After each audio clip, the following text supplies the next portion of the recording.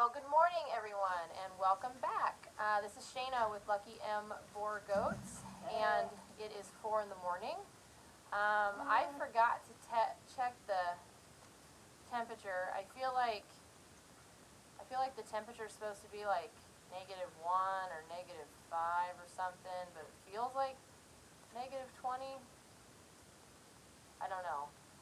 You probably can't see you can't see on the video. You can see my breath in this shed. It is very cold, and the reason that I'm out here is Sunny here decided to pick 2 in the morning on like one of the coldest days of this winter so far to have both of her kids, and then she also absolutely loathes my existence, and like has charged at me numerous times, and it's been a very fun morning. So I thought I always intend to make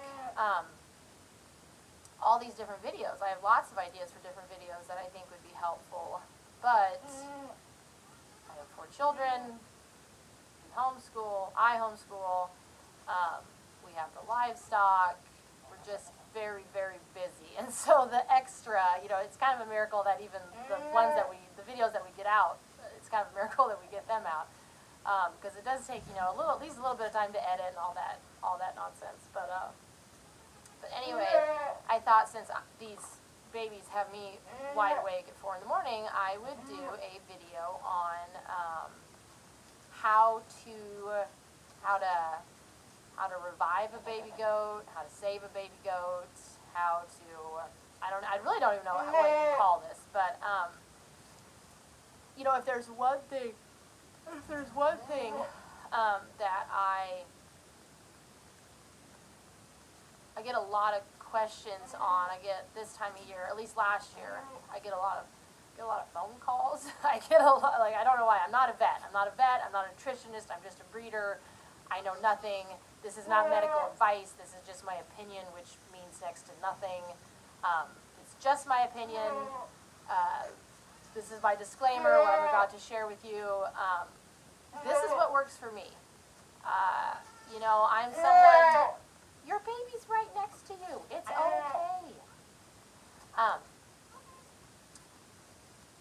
I'm someone that I'm completely willing to try anything. If I think it works, if I think it's a good idea, I'm always open to any type of change to make things better, more efficient, keep my goats healthy or whatever. But there are some things that I have learned with newborn goats that I'm pretty hard-headed, maybe. These are just the things that I do. They've always worked. I've lost baby goats to other random things, but in terms of losing one purely because they got cold, that's never happened. So my other disclaimer is that, the information that I'm going to share with you really only applies to a cold newborn. Whether they got cold because they didn't eat fast enough, whether they got cold because it's -20 out. Now, I'm going to tell you right now, if it's -20 out and you have kids dropping outside, even just in a shed, that's really cold because that ground, when I was just kneeling on the ground and the draft that rolls through, it is cold. And so, yeah, here, hold on. Yeah, I think it's so cold, my camera's fogging over. Anyway, so my point in saying that is that if you have a 6-month-old that suddenly has a low body temperature, that's a totally different problem. They still need to be warmed up, but there's an infection, there's organ failure, something's going on something has happened that is not just a difficult delivery. It's colder than hell outside. They waited too long to nurse. Mom rejected them. There's a bunch of reasons why newborns can have a low body temperature, and most of them, now if it's like a genetic deformity, maybe God forbid if they're born with their intestines out, there's other things where you have other problems. This isn't going to help you. So if you just have a cold kid, we're going to talk about that. I'm going to tell you what I look for, what I do, what I've learned. me, we'll just kind of go through all of it, the things that I look for. And yeah, so let's get started. So first of all, kids have to nurse. I mean, they basically have to nurse immediately. I see it all the time where there are new goat owners posting on, social media or different forums asking, well, the kid hasn't nursed in 3 hours. Like, the kid should have nursed 2.5 hours ago. Like, there's a huge problem that has happened for whatever reason. And so, number one, as soon as they come out, like the quintessential perfect, and honestly, most of ours have been like that. I think just the one, Missy with the hard delivery, is the only one that I had to do anything with. The rest are just, I tell you what, I swear it's that BOSI that we gave them. I haven't had one that I gave the moms a month before delivery, because I haven't had one kid, basically, like, they just come out and start crawling right to the udder. But anyway, so, lost my train of thought. It's really early in the morning, I apologize. So, your ideal kid is going to come out, and they're not going to fly to the udder, but like they're going to maybe lay there, they were just born for a couple seconds, and they're going to start flopping and moving, and they're at least going to start trying. If you have a really hard delivery, some kids come out stupid. They've had a hard delivery, and it takes them longer. Those are the ones.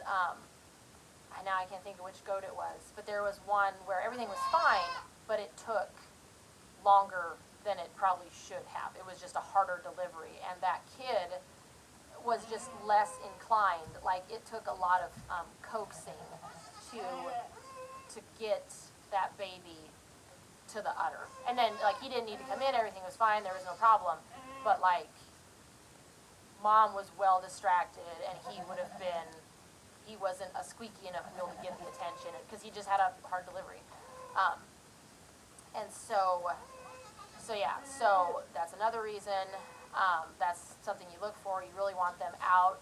You want them, in my experience, a newborn baby goat, if you stick your finger in their mouth, they're going to suck. Now, they don't always latch on. I mean, they realize that there's nothing coming out, and so they're not going to stay latched on, but a newborn baby goat, their mouth's going to be hot, and they're going to want to latch on to anything that feels like a teeth. And so that's another thing. That's an easy way if you don't have a thermometer on you when you're outside. If you stick your finger in their mouth and they're cold or even cool. I mean, honestly, you want. I've learned that if I put my finger in their mouth and I'm even questioning, well, is this warm? Like, this feels warm, but is this warm enough? Like, if I were like these two newborns who've been up and nursing and they're doing great, like if I were to put my finger in their mouth now, it's going to be warm. Like, there's no questioning it. So I've learned if I question it, I need to check their temperature. Now, that doesn't always mean that it's low, but it just means that you need to go in for further evaluation, or I go in because I'm not super convinced that what I'm feeling is warm enough. Now, I've had it happen, my friend has had it happen, where that can't be your go-to. Like, you can't just always guarantee that you're going to, if the kid is acting off, then something is off, because sometimes if that suck reflex, like, because it's a suck and swallow reflex, and like, if not everything's coordinating correctly, if they're selenium deficient, or if they're getting cold, those, like, I've had kids who act like they want to suck, but their body temperature is like 98 degrees, which is well below, like, their tummies have shut off, and they act like they want to suck, but they're just like gumming my finger, like the suck reflex is not engaged, I guess is what you'd want to say, and so what I'm saying is, you could come out and they can look like they're drinking, they can act like they're trying to suck. I mean, honestly, at 98 degrees, they're probably not going to be getting up, but their behavior can deceive you, and their mouth can deceive you, because if they've been sucking on something, their mouth may feel relatively warm, even though it's not warm. Like, their body isn't warm, it's just they've increased their blood flow to their mouth, and now their mouth feels warm because they've been, like, pretend, you know, not sucking, but they've had something in their mouth, whether it be sucking on their own, I don't know, their own tongue or the teat or something. So anyway, the finger in the mouth, that's just a quick way, if you didn't bring the thermometer out with you, just to see. Now, you're going to know if they're cold, then that's easy. Like, they'll be ice cold in their mouth, and it's like, yeah, they're dying. Like, this is just not, it's not good. Okay, and then, you know, my rule of thumb, I don't know, I'm sure everybody has it a little bit differently. I want mine, they need to be nursing within 30 minutes. Especially like tonight where the shed is only, I think it's 30. I think it's 30, but it's like it's very cold 30. It's like very nasty 30. But like these are the types, like that's why I'm up right now, is because these two got me so damn anxious that I'm convinced they're gonna lay here and die. So even though they're doing great, but I'm hovering over them. But you know, especially the colder it is, the faster you want them to eat, because those little tummies, that's how they stay warm, and they need to be dried off. They need to have something in their stomach. And you know, if I were to be completely honest, before I went in, because the first guy that was out of Sunny, he was doing really good, and then he was kind of losing steam. His temperature was still up. He wanted to suck, but they just get tired. Not even necessarily cold. I think they just get tired because they need to take a nap. Well, then if his butt laid down for 30 minutes and passed out without anything in his stomach, and it's a very cold 30 degrees in here, I don't know if he would have the strength to get up again after, you know, delivery, waiting 30 minutes, not being able to latch on because mom's still delivering, falling asleep for 30 minutes. Like it's just too long, it's too cold. And so I actually tubed him 2 ounces just of whole milk before I went in. And that's just what I do. I'm sure some people cringe at it, but I just want to know he has something in his stomach. It is really cold out.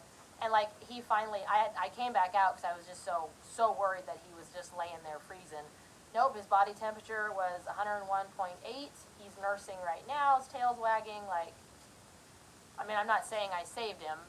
He may have been just fine, but it's 4 in the morning. It's really, really cold, and he was the first one out and the last one to drink, and so like it's just not a good scenario.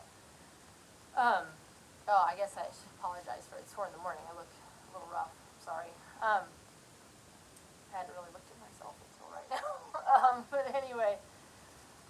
Okay, so the other thing. So now we're going to get to so those are the signs, right? So what we look for, we want them up. We want them wagging their tail. We want them to be aggressive. You know, if they come out and they just lay there and they don't want to get up, like they're otherwise fine, but they just don't want to get up, that's not a good sign either, okay? They have to be up and they have to be chasing after mom. Another thing is, this is something that I learned from actually, it's a gal, she has sheep and goats, and I don't usually watch, I really don't watch goat YouTube, so I don't know what's out there. But I will once in a while watch hers, because she's very nice. She's from New York, I believe. And she had made the comment that, and I'd never noticed it before, and it is true. Healthy kids that are doing good, even in this crummy weather, kids that are doing good. Now, newborns don't do it. So this isn't something that I would look for, like, right out of the gate. It does take time. So if you're looking at a kid that's like a day or two old, or maybe a little bit older, and you're not sure how they're doing, they'll stand up and they'll stretch when they stand up every time. And it's just the craziest thing. I've never noticed it until I'd heard this woman say it. I'm like, no, they do that. They stretch when they're healthy and they're well fed, even if it's colder than hell out.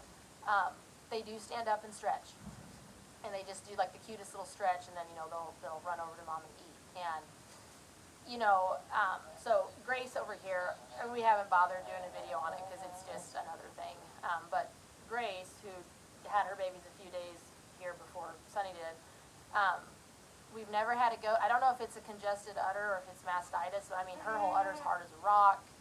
And we've been watching these kids, right? And like, from a distance, everything would look fine, but like her kids, we were noticing they're 2, 3, 4 days old now, and they just, little babies, when they come out, they're hunched, right? They're hunched, and they just don't, it takes them a few days to stretch out, and we're used to that. But these babies were working on 3 or 4 days old, and they're still all hunched over, and it's like, something's wrong. Like, I don't know what it is. Like, Grace has a huge bag, it's not red, like from a distance, it doesn't look, she always has a big bag when she has kids on her.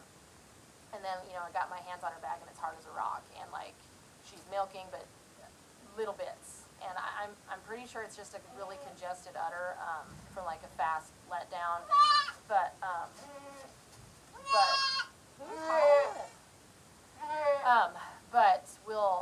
so we're working on her, and we've started tubing the kids just to get them over the hump, and so we get her udder sorted out. But so anyway, that's another thing. Kids should never be, after about a day or two, maybe about 2 days, somewhere in that 2 to 3 day range, they shouldn't be hunched over anymore. They should start to stretch out, and they'll start to play past 3 or 4 days. I mean, every kid's, the best thing I would do is take what I'm saying, because these aren't even things for me. Like, I don't have a timeline in my head. I just know. So my timeline may not be exact, but like, kids come out hunched, they should be stretching out and looking more and more healthy. They should never be all hunched over. If a kid's all hunched over, especially at a couple days old or something, they're not getting milk, they're sick, they're cold, something's wrong. Past a couple days old, once they stretch out, then they should start terrorizing their mother. And just, when they're the older that they get, they just are hungry. And so that's a sign of a healthy kid. Another thing that, I don't know, I guess it sounds counterintuitive. Hopefully I'm not wrong, because like I'm looking at them now and their body temperatures are normal, but because I've checked them. But shivering is a good thing. And I think, our knee-jerk reaction is to not think so, because, well, shivering means you're cold, but shivering also means that your body is actively trying to warm up. It's when you see a hunched kid in a cold barn that's not shivering, that is very suspicious. Or if you see a kid that was just born, and they're laying on their side, and they've been out for a while, and it's this cold out, and they're not shivering, their body's shutting down. It's just too cold. And so, like, I'm shivering because it's really cold in here, or at least it's cold for me. I feel bad for them. That's why I'm hovering out here.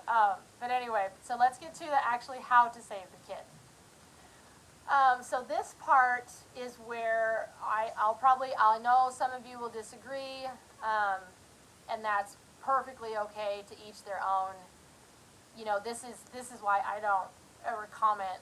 Like, I see these things, I always want to comment because I want to help on these goat pages, but then, like, you just get lost. Some of it's just bad advice, just really bad advice, and others just know it all, I guess. This is just what I do, take it or leave it. It works for me. It's always worked for me. I'm very confident. Like, if there's one thing that I can really confidently do on this farm, it is save a newborn kid. Now, if something else happens down the road, that's Mother Nature, accident, illness, things happen. But a newborn kid that's otherwise healthy, that's, hard but easy at the same time. So anyway, the first thing you got to do is you have to take their temperature. Take it rectally. I prefer, it's like is it a 15-second digital thermometer? Because I feel like old thermometers, didn't you have to wait a minute? I can't remember. Or maybe it's an 8-second thermometer. Whatever it is, it takes it fast. And it's digital. It's got like a big screen on it. Oh wait, maybe I do have it in my pocket. I do have it in my pocket. This is the one that I use. It's just a Vicks. I don't know if you'll be able to see. But basically, it's a human thermometer, so you want your goats to flash red because they'd be running a fever if they were humans. But baby goat, okay, this is where, again, I may have some people that don't agree with me. So, adult goats, otherwise not newborn goats, they're typically around 102 to 103 degrees Fahrenheit. Casting a broader net, like 101.5 to 105 103.5. 103.5 is getting a little up there for a newborn. I'd be suspicious, especially if they're like a day or two old and it's this cold out. Like, that's really warm for a newborn. We're getting up into infection area. But now this is the part you may not agree with. I tend to be, I give newborns, I never desire to take a newborn away from a mom. I try to avoid it at all costs. It's hard on mom, it's hard on baby, it's hard on me, because I don't want to have a goat in the house. My number one goal is to not have a goat in the house. And so, I monitor their body temperature. The body temperature has to stay above 100 for their stomach to be functioning correctly, digesting correctly, for them to even have the urge to suck. They start to lose that urge to suck as their body temperature descends. And so, you really, how do I explain this? You really just have to keep, if you're suspicious of one, so like this guy, I'd come out because like he had fallen into like almost like a death nap for like 30 minutes, and it's so cold out. I had tubed him, and I was like, well, I either killed him or he is just passed out, or he's too cold. So I came out and I checked his temperature, and it was like whatever I just showed you. It was 101.684 something. Well, right now he's up, following mom, nursing, calling out, wagging his tail, doing everything he should, right? A-okay, not worried. Like, he would have to get so chilled so fast right now. Mom would have to have an udder problem. Something else would have to happen. Right now, things are perfect, even though it's ridiculously cold right now. Now, if he weren't up, like if I had taken his temperature, so this would have been the game changer. If I would have taken his temperature, it would have been 101.6. He had not, because I've been watching him like a hawk, he had not nursed him like at least the last half hour. He'd only nursed a couple times, and I had made him nurse. Brandon had to hold crazy pants over here so that I could let him nurse.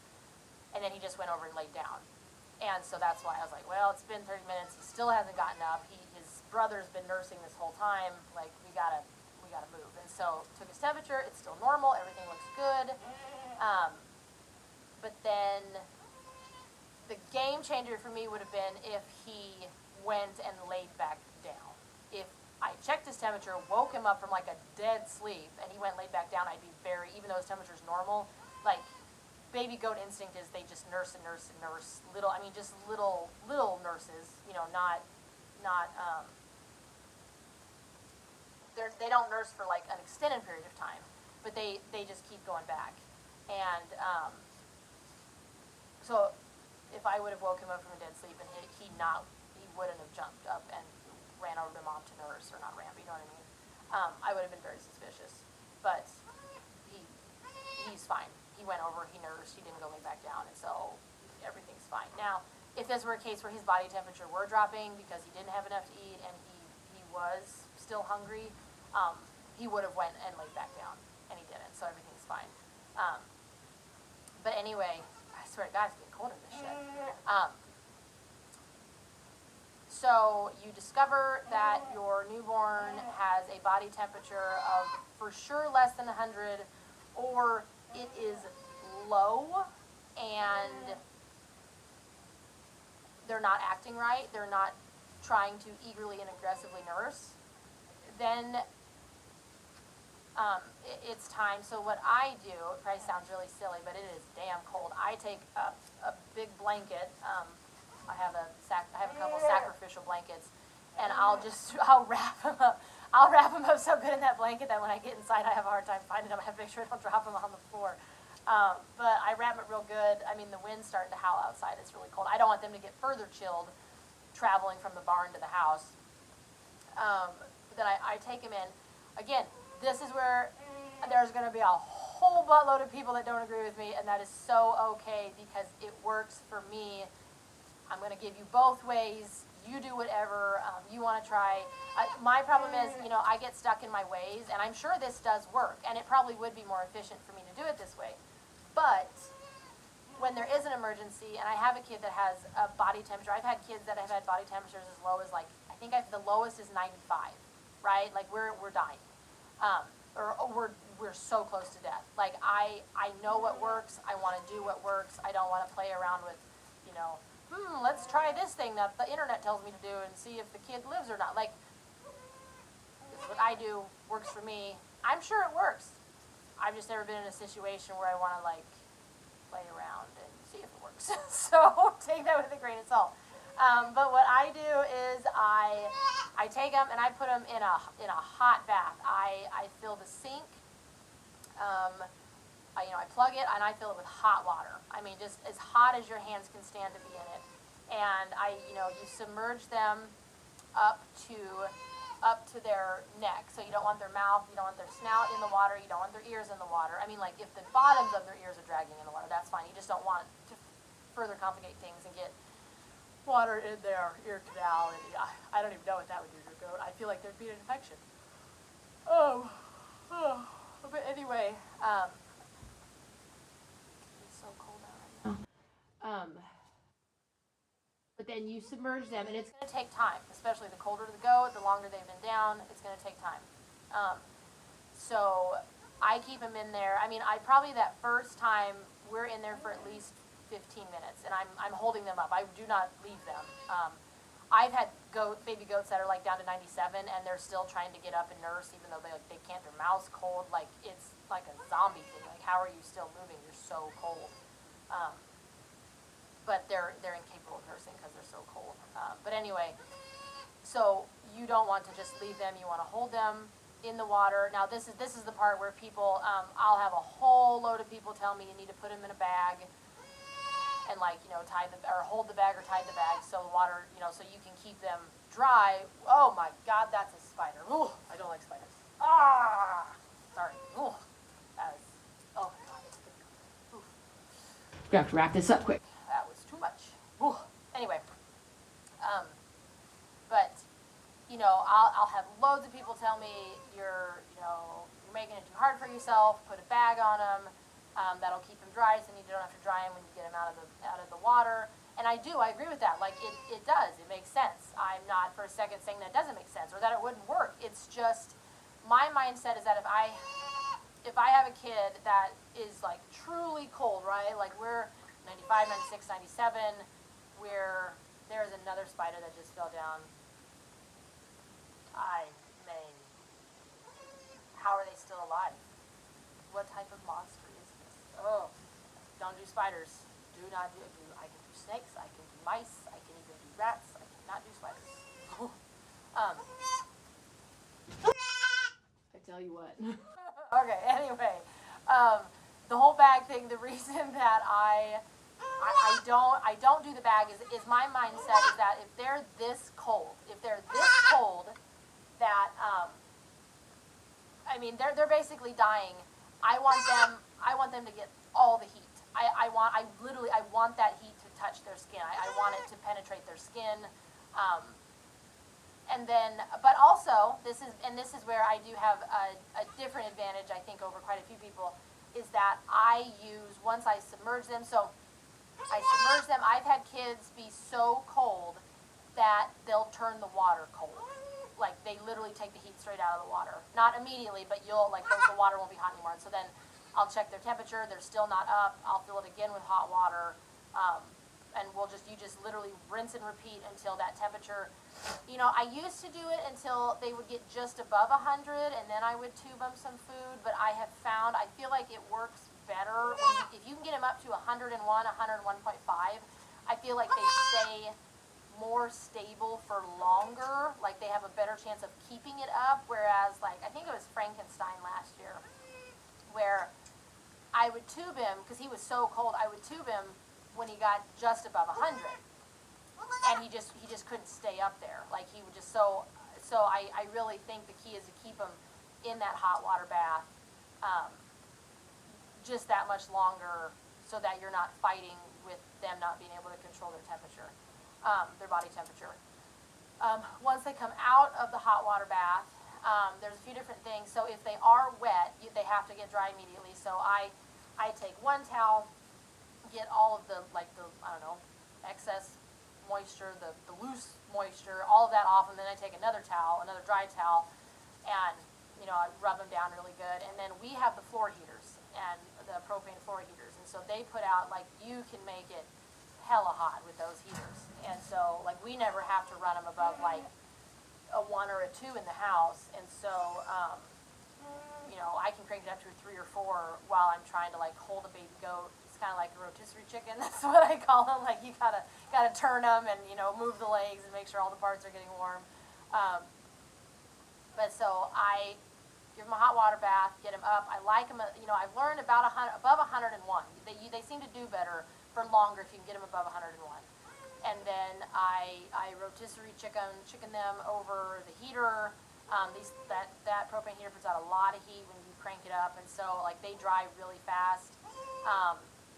But this is where I could see where people would rather put a bag over the kid and try and keep them dry while they're in the water, because if you don't have a way to like blast heat at them, you can use a hair dryer on the hottest setting.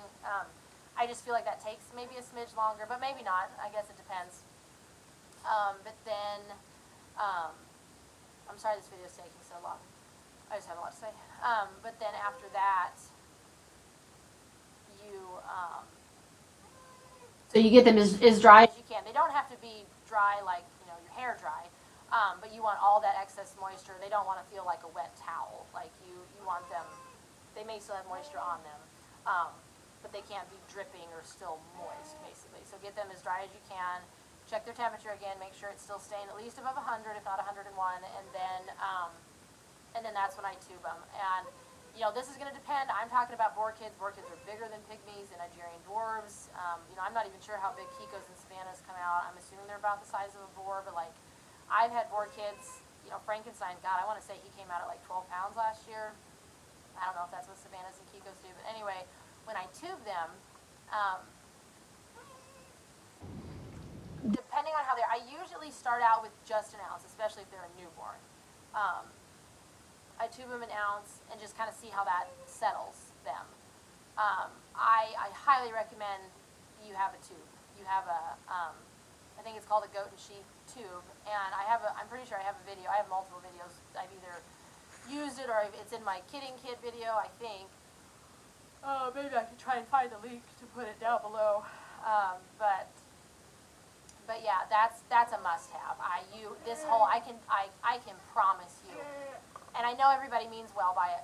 You're not going to be able. Number one, you're not going to be able to syringe enough food into their mouth to get what they need correctly. And syringing it, you have a crazy higher chance of them aspirating on it, and you know, getting an infection, getting fluid in their lungs.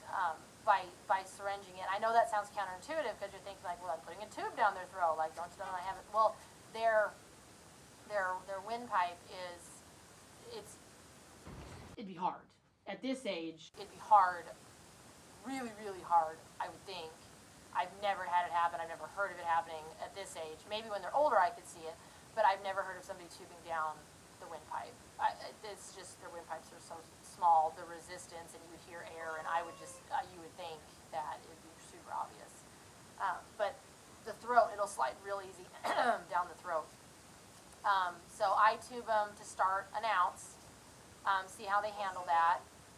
Usually what happens is once they're warm and I tube them, usually what happens is they lay there, kind of like him, they lay there and sleep for about 30 minutes, it seems. Oh, and I usually, depending on, I usually put them on a heating pad too, just so it just kind of keep them cooking. So, you know, make sure, kind of like you're making stew. Like I put the ingredients and I put the milk in. Now I gotta keep it warm so it all cooks up right.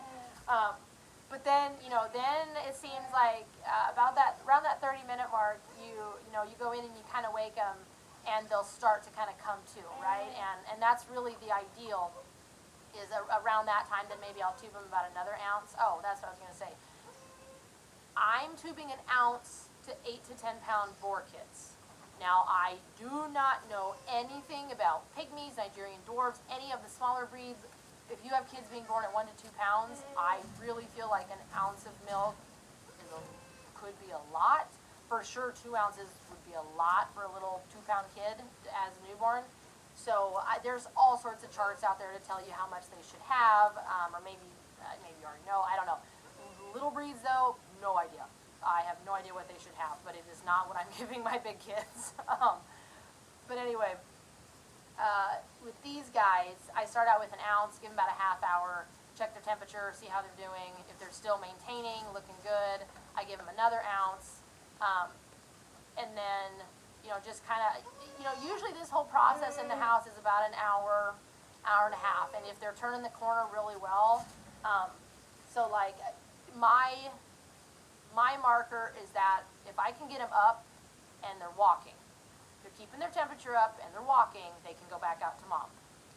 Now, if you're sending them out just into like the great outdoors after a hard delivery and it's negative 20, like it's 30 in this shed and it's miserably cold, I can promise you newborns will not survive if it's negative 20 out. I don't even know if she dropped them outside and it was 20 degrees out, that's still really cold, especially if there was a wind that got them. If you're kidding, they have to be able to get into someplace for sure where they can't, the wind can't get them, drafts can't get them. It'll suck anything right out of those newborn kids. But so, as long as, mom's in an area where you're taking baby to mom, where baby stands a chance basically, then I always, once they're up, they're calling out, their temperatures are steady, they're looking like they can be a baby goat, I wrap them back up in that blanket and I run them out to mom. Now, what I do, it sounds gross, I found it works. Usually there's some form of goo hanging around here, so either the placenta's out at this point, or she just has some hanging off her backside. Because the problem is you've taken the kid in, you've washed the kid, you've used your towels on the kid doesn't smell necessarily like her kid anymore. And in my experience, again, I think every breed's going to be different. In my experience with Boers, you have a very narrow window of when there's even a chance she's going to take the kid back.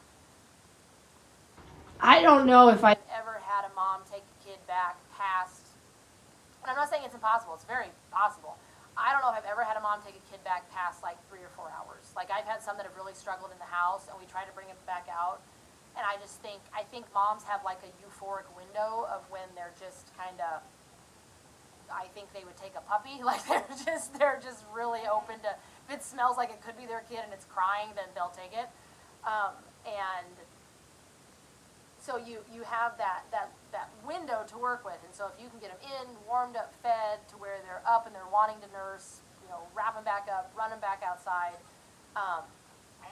What I do is I rip open their, this sounds extra gross, but like I have found that it seems like rubbing just the outside of the afterbirth doesn't leave like a strong enough scent, so I rip it open and get the juices, and so then I'll rub, because if you notice where moms sniff is it's the open skin of the tail head, the umbilical cord area, and along the back. Those are like the 3 places that mom usually sniffs, and so before I even let her sniff, I'll rip open her afterbirth, and don't drench him because you just got him dried off, but I just put some of that moisture from her afterbirth, or from the placenta, on the bare skin, where the umbilical cord just on the tummy, and then like rub it on the back, and that seems to work.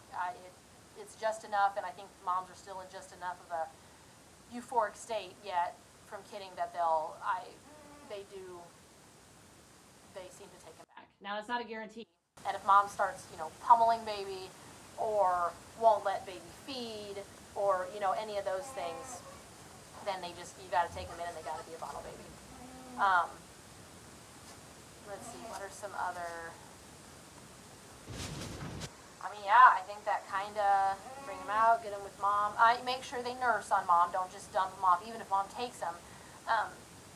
Make sure they find the teat, because that's not always, like I said, some are just born stupid, and it seems like they just it's like it takes longer for their natural instinct to, like I had one, I can't remember which boy it was, just insisted on trying to nurse from her chest, like the front half, like would not, I don't know, but he had a hard delivery. It's like, this is not right.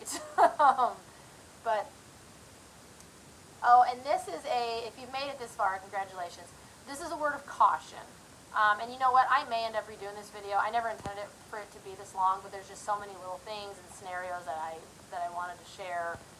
So I apologize, this is a longer video, but this is something I get questions on all the time. But, Boer babies, I don't know about other breeds. Maybe maybe they take really easily to the bottle.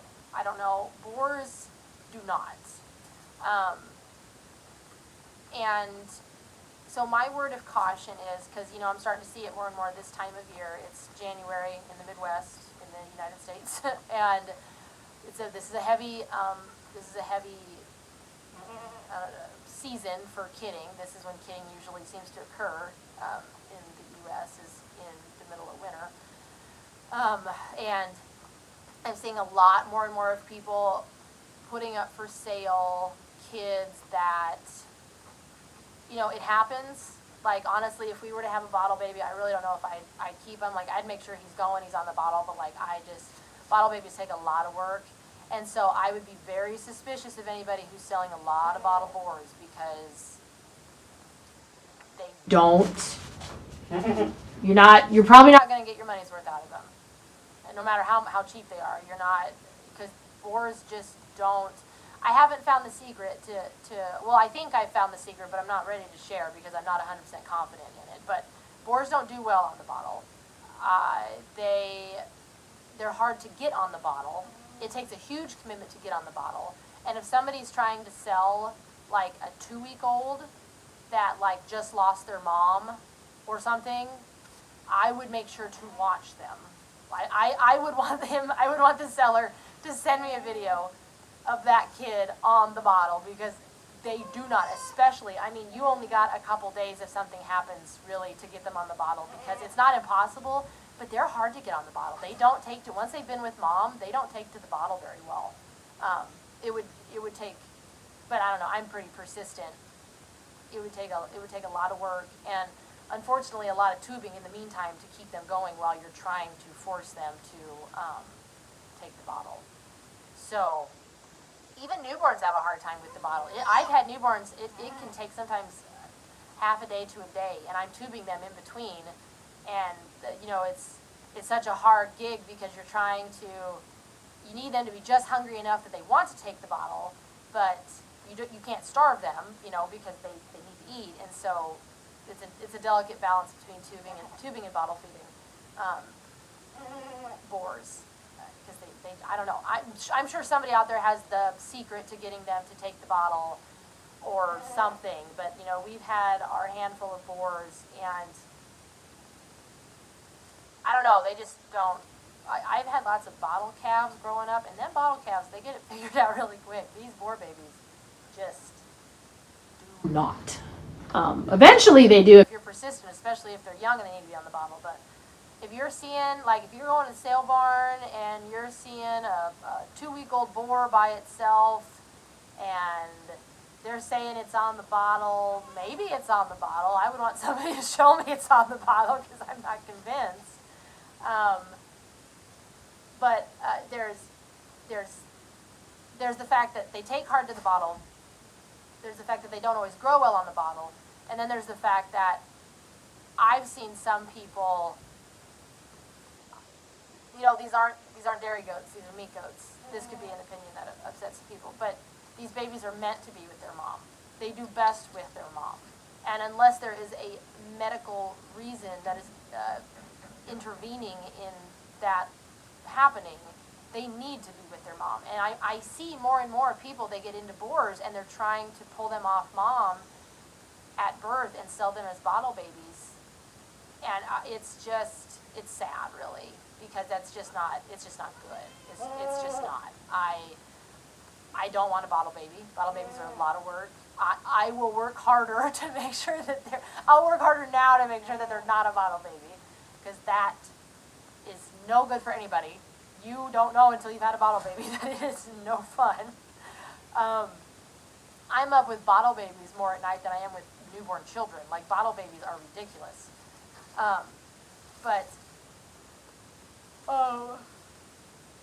So I would be very suspicious, if you are new to goats, I'd be very suspicious if you're buying from a Boer breeder that is selling a whole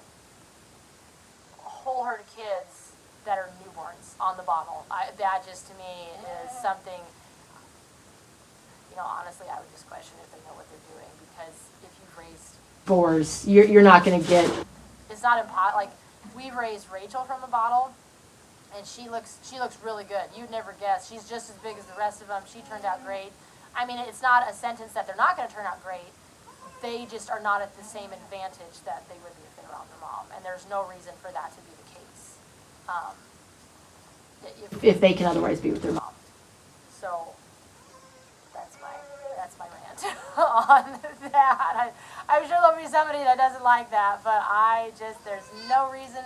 It's cruel to mom. It's cruel to the kids. If everybody's otherwise healthy, there's no reason for it. It's my goal to have them with mom. Yeah. So, buyer beware. I'd ask a lot of questions with bottle babies because I just ask a lot of questions.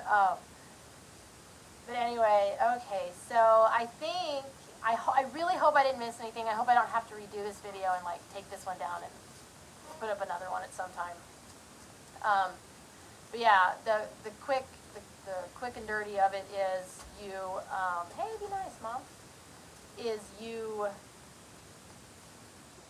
need to be up, they need to be nursing. If they're not, if they're acting off, if they had a hard delivery. And I've had newborns come out with body temperatures of 98 degrees. So don't just assume that because they just came out of mom that they're warm enough.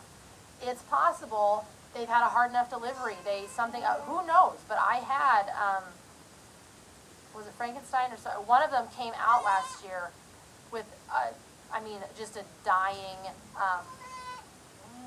they were just dying. And they came out and they laid there and they didn't want to get up.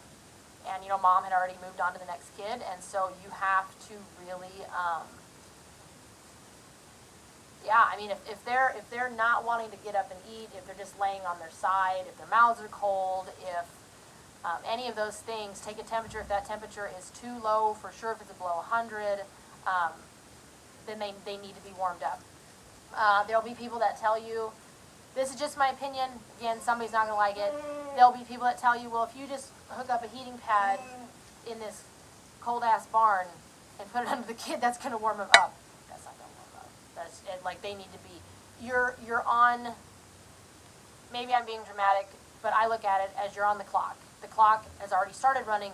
The clock has started running well before something happened, and now the clock started and you don't know where you are. The kid's already dying, and a heating pad just is not going to get hot enough, and it's only heating one part of them. And you're fighting the uphill battle of them already shutting down because they're too cold to eat. If you were to put food, if you were to try and feed them on a cold stomach, I should have said this earlier, there's probably so many of you that aren't watching. If you were to try to feed them on a cold stomach, their stomach has shut down. I would think that's almost a death sentence because their stomach is not working to digest that.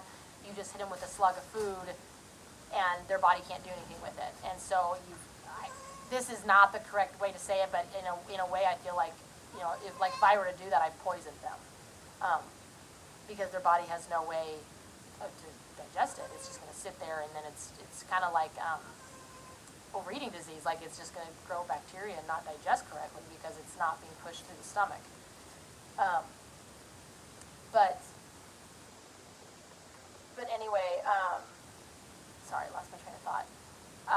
If they're cold, they have to be warmed up. The best way that I know to warm up a kid is, number one, get them, everybody, I would think most people have access to hot water and a way to get them in hot water. And so that's the best way that I know. It works up. I say that pretty confidently because I brought kids back from a temperature of 95 degrees, like so cold that I'm pretty sure they're going to die. Like this can't be. And they didn't even have any brain dysfunction. Like they were otherwise normal kids. They just dropped so quick that they needed to be warmed back up. Now I will say, when you start getting into like 95, 94, there could be, you're not good. That's not a good place to be. That you are more than in the danger zone. You are past red. You are at a total nuclear meltdown at that point. But, sorry, my hands are really, really cold. But yeah, you got to get them warm. My next goal, I don't want bottle babies. Maybe you want bottle babies. That's totally fine. If you've already decided they're a bottle baby, that just is what it is. But once they're up to about above 101, I like, then you can tube them. They're not gonna take a bottle. That's why I really think, or at least Boers aren't gonna take a bottle. They would, like, I think, honestly, God, rather like drown themselves with the bottle than actually nurse from the bottle. Like, they just, every bottle kid that we've ever had, it just takes work getting them damn kids on the bottle. And so yeah, oh, they're just doing so good. I'm so happy. I was so worried they were going to lay out here and freeze, and they are just nursing and hollering out, and they're just doing so good, and it is, like, toes are freezing. But anyway, yeah, I think that's all I got. I really hope I didn't miss anything. The only other thing that I could think of is I had a vet once tell me to give dextrose, which is like a sugar shot, and it helps them to maintain and stabilize it's a half cc subcutaneously to Boer kids.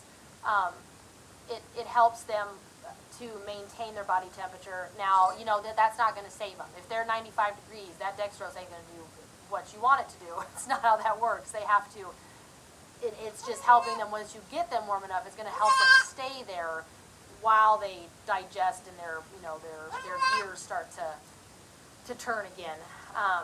But God, it's just so damn cold.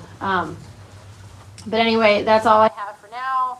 I really hope I didn't miss anything. I'm sorry. This was just a video of me. I don't really have anything to show you. I'm sorry it's boring. I hope it helps. I know we're in the time of year where, people that haven't had goats before, they're goats. Like, you'll inevitably, especially with Boers. I really don't think other breeds are like this. I think it's a Boer thing. But they'll, inevitably, at some point, you'll have some kid try to die. And like I said, this does not apply to, if you have a 6-month-old, like I said, that their body temperature is low or they're off feed. That's a totally different, there's problems to solve there, but it's not like this. And so newborns are their own beast. So, but anyway, I'm sorry this wasn't a more interesting video. Sorry, I look like I just rolled out of bed. Maybe I look like this in all my videos. I don't really know. Don't really pay attention. I once had a fellow YouTuber criticize me and that's not the right word, but tell me that I should work on the lighting in my videos. I had another person tell me that my nails should be manicured. It's like, I don't think you know me. That's just, I definitely manicured. Don't care about that whatsoever. But yeah, we don't do special lighting in these videos. And hopefully, I'm actually hoping the audio turned out okay in this video, because I was not going to run back inside because it's so damn, at least it's decent in here. It's really cold out there. I didn't want to have to run back inside to get the audio thing. So I'm sorry, Jason and Brooke. That thing is a godsend, and I'm so grateful for it. But it's really cold out. I don't want to go back inside. So hopefully, this video's volume is a complete dog poop, because that would really suck. But anyway, super happy. These kids over here, they're doing fantastic. They've both been up and nursing a lot. She's dropped her afterbirth. I'd go in there and clean it out for her, but I don't want to die, so this is where we are. But yeah, everybody's doing great. It's a good morning.